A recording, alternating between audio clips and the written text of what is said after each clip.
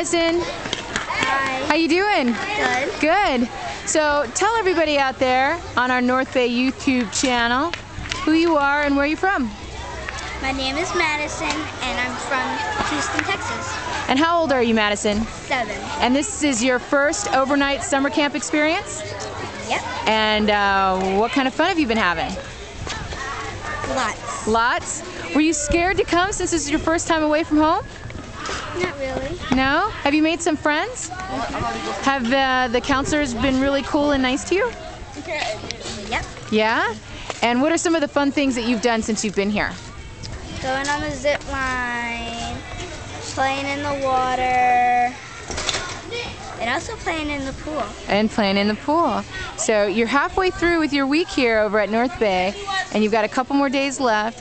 What would you say to any other kids out there that have never come here before? Why should they come here?